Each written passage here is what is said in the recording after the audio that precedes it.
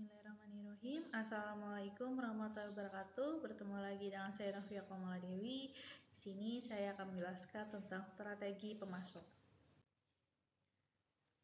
Apa sih yang ada di strategi pemasok? Yaitu pengolahan rantai pemasok atau SCM (Supply Chain Management). Pentingnya strategi SCM (Supply Chain Management) berkaitan dengan siklus yang lengkap dari bahan mentah, dari para supplier, kegiatan operasional di perusahaan, berlanjut ke distribusi, sampai ke konsumen. Hal penting yang menjadi dasar pemikiran pada konsep ini adalah mengoptimalkan nilai pada rantai pemasok yang berkaitan. Supply Chain Management merupakan pengolahan berbagai kegiatan dalam rangka memperoleh bahan mentah. Dilanjutkan kegiatan transformasi sehingga menjadi produk dalam proses. Kemudian menjadi produk jadi dan diteruskan dengan pengiriman kepada konsumen melalui sistem distribusi. Supply Chain Management antara lain meliputi penetapan, yaitu pertama pengangkutan, kedua pembayaran secara tunai atau kredit, ketiga itu supplier, keempat itu distributor dan pihak yang membantu transaksi, kelima itu hutang piutang, keenam itu pergudangan, ketujuh itu pemenuhan pesanan, ke-8 itu informasi mengenai ramalan permintaan produksi maupun pengendalian persediaan. Supply chain membantu strategi bisnis. Bagaimana keputusan mengenai rantai pemasok berdasarkan pada strategi tunjukkan pada tabel berikut ini. Dampak keputusan mengenai rantai pemasok terhadap strategi bisnis. Di sini ada strategi diferensiasi, strategi biaya rendah, dan strategi respon. Ada tujuan supplier, kriteria pokok dalam memilih, karakteristik proses, karakteristik persediaan, karakteristik lifetime, karakteristik desain produk. Di strategi diferensiasi itu ada penelitian market sales, join dalam pengembangan produk dan pilih-pilihan, mengutamakan keterampilan mengembangkan produk, proses mendaur ulang yang mengarah pada masa convention, minimalisasi persediaan dalam rantai untuk menghindari keusangan, investasi agresif untuk mengurangi pengembangan lead time. Gunakan modular desain untuk menunda selama mungkin diferensiasi. Strategi biaya rendah. Menawarkan produk dengan biaya serendah mungkin, mengutamakan pemilihan biaya, memanfaatkan rata-rata penggunaan yang tinggi, meminimalisasi persediaan melalui rantai yang irit, lead time yang pendek selama mungkin asalkan tidak meningkatkan biaya, memaksimalkan kinerja serta meminimalkan biaya. Di sini ada strategi respon.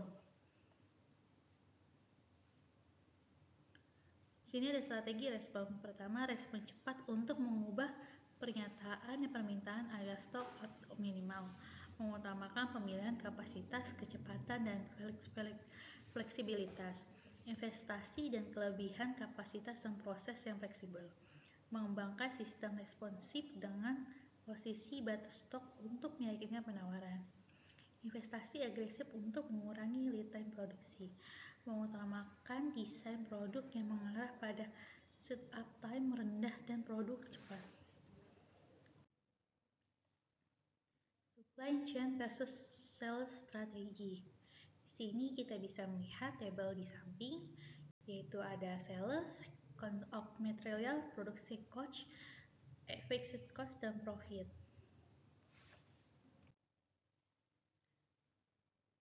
Supply chain strategi atau reducing material cost. Sini juga ada tabelnya, kita bisa melihatnya ada sales, cost of material, produksi cost, dan profit.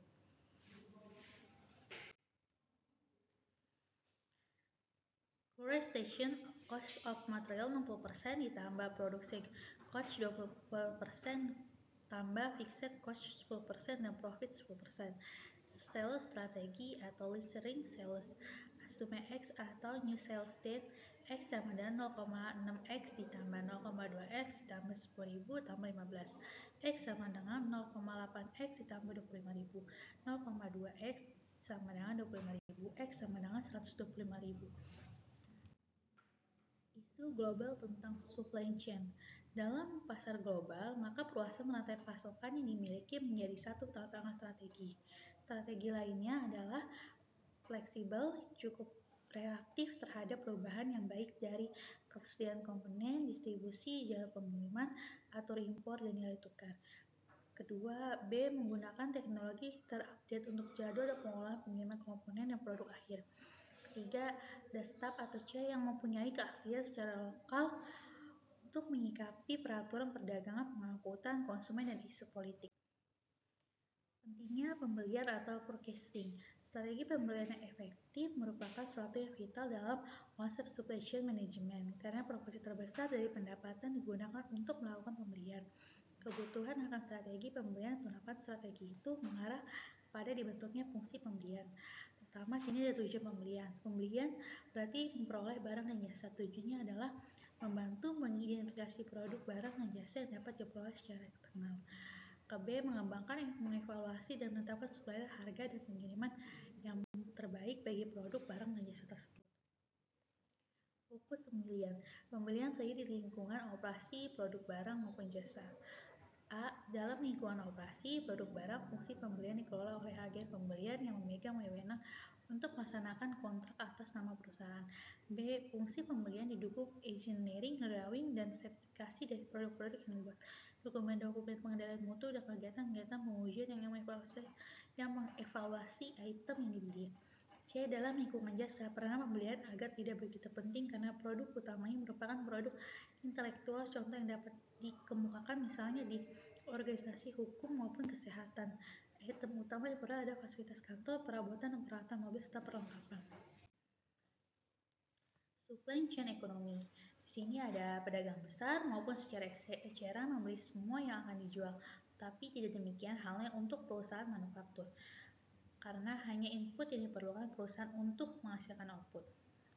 Kedua, ada supaya operasional berjalan efektif dan efisien, maka akan dihadapkan pada keputusan untuk membuat atau membeli serta konsep forecasting. A. Keputusan membuat atau membeli. Adapun pertimbangan yang ada dalam keputusan tersebut adalah kita bisa melihat tabel di sini. Pertama ada alasan yang membuat, kedua ada alasan untuk membeli. Alasan untuk membuat yaitu pertama biaya produksi yang lebih rendah, kedua pemasok kurang cocok, ketiga memastikan pemasok yang memadai, keempat pemanfaatan tenaga kerja berlebihan, kelima memperoleh kualitas yang diinginkan, keenam meningkatkan kolusi pemasok, ketujuh memperoleh item yang unik, ke-8 itu mempertahankan bakat yang ada, 9 menjaga rancangan dan kualitas yang memadai, ke-10 mempertahankan dan meningkatkan ukuran perusahaan. Alasan untuk membeli, biaya peroleh lebih rendah, menjaga komitmen ke pemasok, ketiga mendapatkan keahlian teknisi dan manajemen, keempat kapasitas tidak memadai, kelima mengurangi biaya persediaan, keenam memastikan ada sumber daya alternatif, 7 kapasitas di perusahaan tidak cukup, ke-8 pertukaran, ke-9 item terlindung karena paten, ke-10 bebaskan manajemen mengenai bisnis utama. C. Forecasting adalah memindahkan aktivitas perusahaan yang dimiliki dalam konsep tradisional pada supplier eksternal. Forecasting merupakan tren yang kontinu yang mengarah pada efisiensi melalui konsep spesialisasi sehingga perusahaan dapat berkonsentrasi pada core competency yang dimiliki. Kedua, perusahaan kontraktor biasanya menyediakan sumber daya yang dibutuhkan untuk menyempurnakan aktivitasnya. Ketiga, sumber daya ditransfer ke perusahaan pemasok yang meliputi fasilitas, orang, dan peralatan. Keempat, contoh perusahaan merupakan outsourcing untuk berbagai keperluan diantaranya pekerjaan akuntansi, fungsi hukum, dan juga produk-produk perakitan. Ada D. Strategi dan rantai pemasok. Pertama, itu ada banyak pemasok atau many supplier. Strategi ini memainkan antara pemasok yang satu dengan pemasok yang lainnya. Dia membebankan pemasok untuk memenuhi permintaan pembeli. Kedua, itu ada sedikit pemasok atau paid supplier. Dalam strategi ini, perusahaan mengadakan hubungan jangka panjang dengan para pemasok yang komit. Karena dengan cara ini, pemasok cenderung lebih memahami sasaran luas dari perusahaan dan konsumen akhir. Pemasok mempunyai skala ekonomis dan kurva belajar untuk menghasilkan biaya transaksi dan biaya produksi yang lebih rendah. Ketiga, vertical integration. Pertama, itu ada pengembangan kemampuan produksi barang atau jasa yang sebelumnya dibeli atau dengan benar-benar membeli pemasok atau distributor. Kedua, ada integrasi vertikal dapat berupa A. Integritas ke belakang atau backward integration berarti penugasan kepada sumber daya, misalnya perusahaan mobil mengakuisisi pabrik baja. B. Integritas ke depan atau forward integration, berarti pengusahaan kepada konsumen, misalnya perusahaan mobil mengakuisisi dealer yang semula sebagai distributor. Keempat itu ada carrier network, ada jalan tengah dalam antara pembeli dari sedikit pemasok dan integritas vertikal dengan cara misalnya mendukung secara finansial pemasok melalui kepemilikan atau pinjaman. Kedua, ada pemasok kemudian menjadi bagian dari koalisi perusahaan yang lebih dikenal dengan karitus keanggotaan dalam hubungan jangka panjang. Oleh sebab itu, diharapkan dapat berfungsi sebagai mitra, menularkan keahlian teknisi dan kualitas produksi yang stabil kepada perusahaan manufaktur. Kelima itu ada perusahaan maya atau virtual company. Perusahaan maya mengendalikan berbagai hubungan pemasok untuk memberikan pelayanan pada saat diperlukan. Kedua, hubungan yang terbentuk dapat memberikan pelayanan jasa di antara meliputi pembayaran gaji, pengangkatan karyawan, desain produk, dan distribusinya. Ketiga, hubungan bisa bersifat jangka pendek maupun jangka panjang. Mitra sejati atau kolaborasi pemasok atau subkantor, keuntungan yang bisa diperolehnya diantaranya adalah keahlian manajemen yang terspesialisasi, investasi modal yang rendah, fleksibilitas dan kecepatan. Hasil yang diharapkan adalah efisiensi. Kelima ini ada mengolah rantai pemasok. Pada integrasi rantai pemasok, efisiensi menjadi satu substansi yang memungkinkan siklus material yang berasal dari pemasok ke produksi, ke pergudangan, ke distribusi, konsumen merupakan tempatan yang berbeda-beda dan seringkali berhubungan dengan organisasi yang independen. Oleh karena itu, harus memperhatikan tiga hal. Pertama, ada mutual agreement of goal. Kedua, ada trust. Ketiga, ada compatible organization cultures. Mutual agreement on goal, suatu integritas rantai pasokan mensyaratkan lebih dari kesepakatan dalam kontrak hubungan jual beli, tetapi partner harus diapresiasikan tidak hanya dalam uang, tapi pada rantai pemasok sampai dan konsumen akhir. Integritas rantai pemasok adalah suatu yang menambah nilai tambah ekonomi dan memaksimalkan total konten produk. Itu ada trust. Trust adalah hal kritis bagi efisiensi dan efisien rantai pasokan. Anggota dari pasokan harus masuk ke dalam hubungan yang membagi informasi dalam rangka membangun kepercayaan. Hubungan di antara pemasok akan lebih sukses jika risiko menghemat biaya dibagi dan di aktivitas produksi merupakan aktivitas bersama. Kedua, ada compatible organizational kultur adalah hubungan yang positif di antara pembelinya dan penawarnya apabila hal tersebut terjadi dan akan menjadi keunggulan real dan perbuatan pada rantai pasokan. Berbagai isu dalam integritas rantai pasokan. Ada 3 isu yang terkait dengan pengembangan efisiensi integritas rantai pasokan, yaitu ada A. Local optimization. Ada anggota rantai pasokan yang memfokuskan pada maksimalisasi keuntungan lokal atau minimalisasi biaya yang didasarkan pada pengetahuan yang terbatas. B. Ada insentivis, yaitu insentif mendorong munculnya perdagangan di dalam rantai penjualan yang sebelumnya tidak terjadi. Hal ini menimbulkan fluktuasi yang pada akhirnya menyedihkan kemahalan bagi semua anggota. Wujud insentif berupa insentif penjualan, potongan kualitas, kuota, dan promosi. C. Itu ada lag loss. Dalam hal ini sedangkan terjadi bias yang mengarah pada lag loss karena cenderung mengurangi biaya per unit. Di satu sisi, jika pengiriman dalam jumlah yang banyak, misalnya ukuran truk penuh, akan mengurangi biaya per unit, tetapi tidak merefleksikan diri penjualan sebenarnya. Kedua, diperlukan sistem berdasarkan pada informasi yang akurat tentang berapa banyak produk yang benar-benar ditarik melalui rantai pemasok. Tidak akurat informasi menimbulkan distorsi dan fleksibilitas dalam rantai pemasok dan menyebabkan apa yang diketahui seperti bullwhip effect. Bullwhip effect adalah fluktuasi kenaikan dalam order yang sering terjadi sebagai order yang bergerak melalui rantai pasokan yang mengakibatkan kenaikan biaya seperti inventory, transportasi, pengiriman, dan penerimaan. Kedua, ada opportunity dalam suatu rantai pasokan integritas. Kesempatan agar pengelolaan efektif terjadi dalam rantai pasokan menjadi 10 item, yaitu A. Ada quotable data.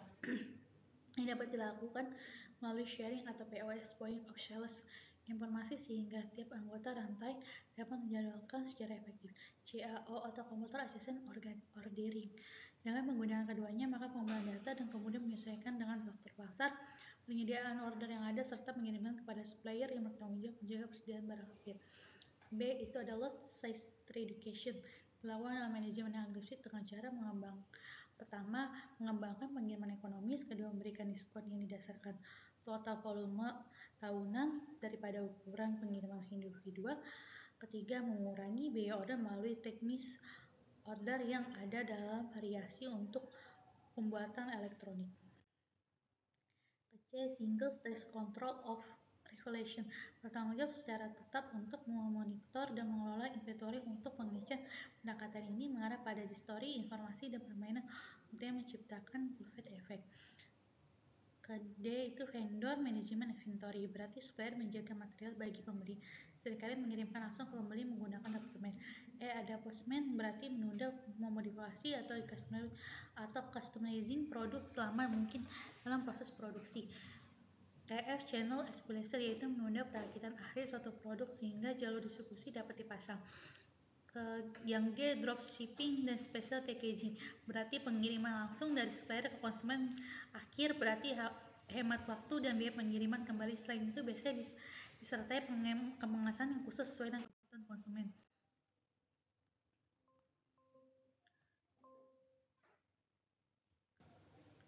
Inilah beberapa hal-hal yang ada di manajemen pemasok. Baik, sekian, terima kasih atas penjelasan dari saya tentang mengenai pemasok, strategi pemasok. Mohon maaf jika banyak kekurangan. Sempurna itu hanya berkata kurang datang dari saya pribadi. Akhirul kalam, wabillahi taufiq wal hidayah. Wassalamualaikum warahmatullahi wabarakatuh.